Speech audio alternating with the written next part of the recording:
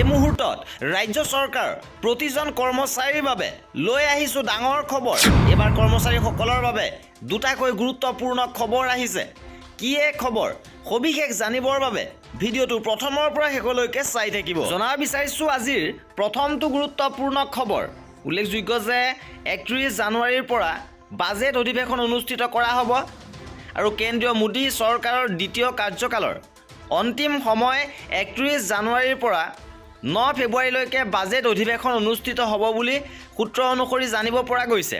আৰু উল্লেখযোগ্য যে 31 জানুৱাৰীৰ পৰা এই অনুষ্ঠিত হ'ব লগা বাজেট অধিৱেশনৰ সময় 1 ফেব্ৰুৱাৰীত সংসদত বিত্তমন্ত্ৰী নিৰ্মলা সীতাৰমণে অন্তৰ্বৰ্তীকালীন বাজেট দাখিল কৰিব বুলি সংবাদ মাধ্যমত ইতিমধ্যে প্ৰকাশ পাইছে।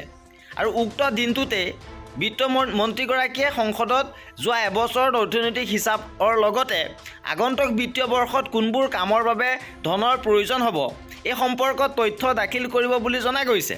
আৰু এই বাজেটত কৰ্মচাৰীসকলৰ বাবে আহিব কেইবাটাও ভাল খবৰ। দিয়ে HR-কে ধৰি ফিটমেণ্ট ফেক্টৰ লগতে দৰমহাৰ কেইবাটাও বৃদ্ধি সম্পৰ্কত আপোনালোকে খবৰ লাভ কৰিব। ইতিমধ্যে এই সম্পৰ্কত বিভিন্ন নিউজ চেনেলত খবৰ প্ৰচাৰিত হৈছে, বাতৰি কাকতত আমি খবৰ লাভ কৰিছোঁ। ইপিনে এইবাৰ জনাব বিচাৰিছোঁ আন এটা গুৰুত্বপূৰ্ণ খবৰ যে অহা 22 জানুৱাৰী তাৰিখে অযোধ্যাত ৰাম মন্দিৰ উদ্বোধন কৰা হ'ব। আৰু ইয়াৰ বাবে ইতিমধ্যে কেইবাখনো ৰাজ্যই চৰকাৰী বন্ধ ঘোষণা কৰিছে। চৰকাৰী বিদ্যালয় কাৰ্যালয় সকলো বন্ধৰ ঘোষণা কৰিছে। উত্তৰ প্ৰদেশ গোৱা আদি কেইবাখনো ৰাজ্যই অযোধ্যাত ৰাম মন্দিৰ নিৰ্মাণৰ কাম ইতিমধ্যে প্ৰায় সম্পূৰ্ণ হৈ উঠিছে। অহা 22 জানুৱাৰীত ৰাম মন্দিৰ উদ্বোধন কৰা হ'ব আৰু এই দিনটোত সুৰাৰ দোকানসমূহ বন্ধ ৰখা হ'ব। আৰু কেইবাখনো ৰাজ্যই চৰকাৰী বিদ্যালয় মহাবিদ্যালয় লগতে কাৰ্যালয়সমূহ বন্ধ ঘোষণা কৰিছে।